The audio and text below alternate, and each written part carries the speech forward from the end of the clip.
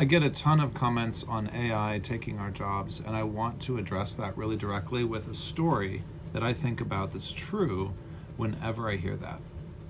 I'm going to change the names to protect the innocent, but the story is true. So when I think of AI and job loss, I actually go back in time, and I think of a guy I'm going to call Greg, and it's a real person, real job skills. And let's say he worked at a company called Dunder Mifflin, just because we're having fun. And I think of him because he is the kind of guy that AI is designed to take their job. His skill sets feel like they're easily replaceable, but there's a lot more to the story. And I think there's more to the story in most of these cases where we worry about AI taking our jobs. And I want to tell the story, and I want to ask you, what other examples do you have that feel like Greg? So Greg had been at Dunder Mifflin for 15 years when I knew him. He knew everything there was to know about their IT department.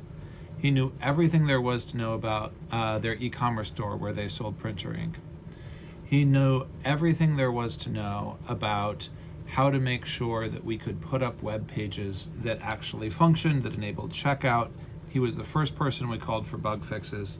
What I'm trying to say is he had deep, deep, deep context knowledge, contextual knowledge about the product, about the technical systems. We were on an Oracle stack. And this was before the cloud, so we actually had to go down to the server level to understand what we were doing. Greg knew all of that. Greg was not a very motivated guy. Greg did not have a promotion in years and years and years, and it never really bothered him. He got his 2 or 3% increase a year on merit, and he was pretty much delighted to be an individual contributor, and he had that knowledge baked in on the product. Greg is the kind of person that most leaders think of when they think of who AI can replace or who AI can take your job on. Because they think if you're not ambitious, if you're not rapidly growing new skills, Greg didn't rapidly grow new skills, he wasn't a fast learner, then what's the point? Then AI can just come in, you can automate the store maintenance, you can train it on the code base so you can do bug fixes, and the AI agents that work will have way higher ownership, and they'll work 24/7, and you don't need a guy like Greg. And I think that's a mistake. And I think it's a mistake that we are in danger of making. And I want to call out why.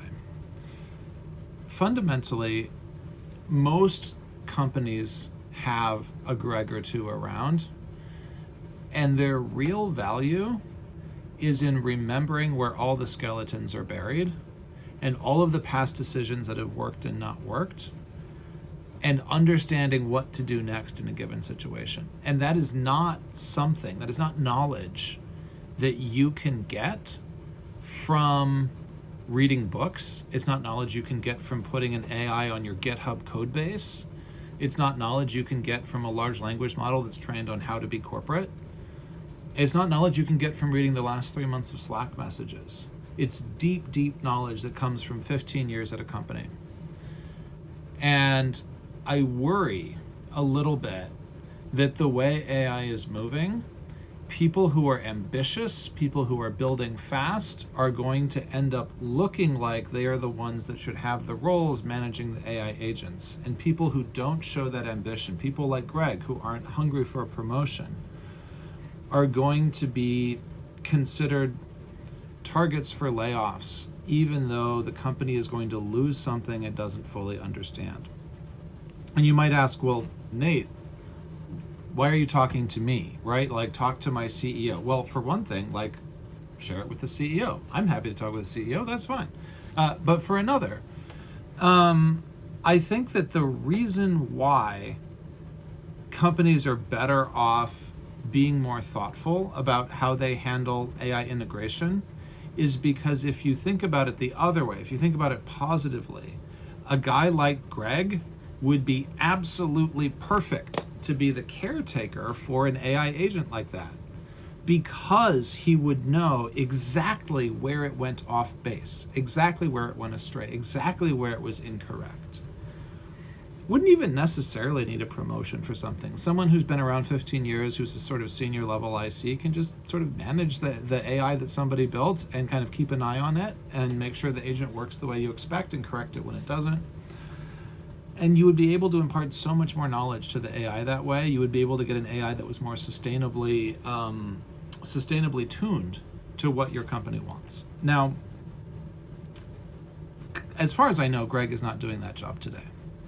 And the reason I tell Greg's story is because I think that that's the worry. The worry is that people like Greg are going to be left behind, and we're going to lose knowledge that we can't get any other way. There's a degree of human contextual knowledge in companies that I do worry about us losing in this.